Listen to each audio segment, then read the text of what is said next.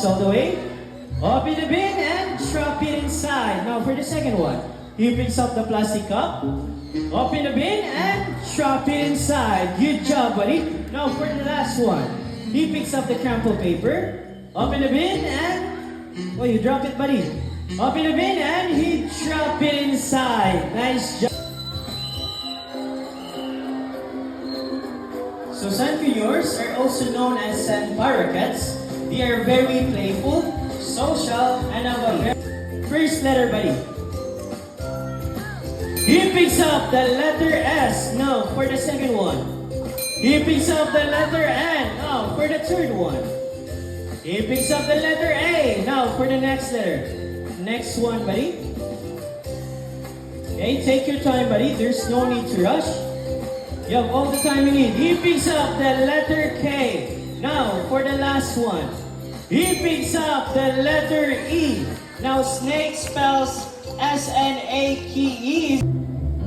The Jumbo carefully lifts up the plastic basket and got his nut. Good job, buddy. So as I said earlier, now we have a total of 6 blue and gold flying macaws named Harry, Hardy, Matt, Sony, Kyle, and Carl. Now macaws are very adaptive. Whatever environment they are in, it becomes quite normal to them. Meaning if they are surrounded by many people, they will accept many people. Their main diet consists of fruits. Welcome to Cebu Safari Spirit Show. Now ladies and gentlemen, from the jump as we have here a couple of Sandpreneurs named Ding and Dong. Now Sandpreneurs, they are a monogamous type of birds. Meaning, now Tugitugans have a large and beautiful bill that looks heavy, but in reality it is extremely light. It is because it is made up of protein and keratin, just like our hairs and nails. So when toucans travel, they don't fly in long distances like other birds. Instead, they hop between branches and flap their wings vigorously to reach their destination. Now there are a total of 40 toucan species in the world, and one thing they have in common is their large and beautiful bill. Now fun fact about toucans, they can control their body temperature. Just your name, Hunter.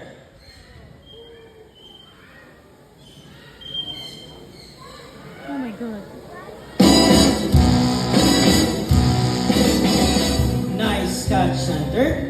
Now, Philippine hawk eagle typically hunts from a perch, patiently waiting per hour. These types of birds of prey can grow up to 65 to 70 centimeters with a wingspan of 105 to 125 centimeters. Now, name? Boo. Now, Philippine eagle owl.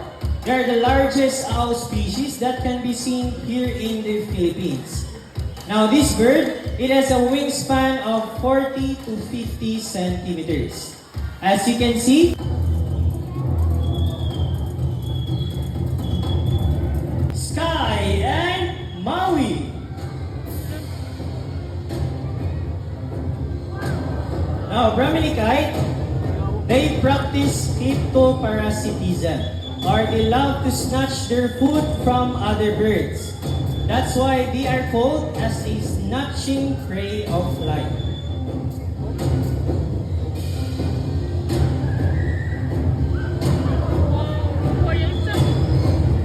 Now again, their lifespan in the wild, they can live up to 20 to 30 years. Now these types of birds, keep your heads up high. So our white-bellied sea eagle named Silver.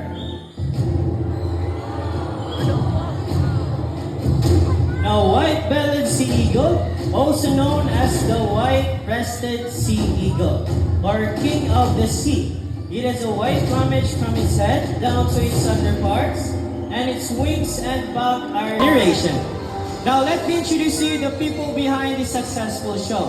My partner here on stage, Miss Debbie, together with Marina. We also have here Mr. Romnek with Silver. And to make this even more memorable, we present to you the symbol of love, peace, prosperity, and harmony. Now, my name is Dustin. We hope you enjoy the show. Thank you so much and enjoy the rest of the while.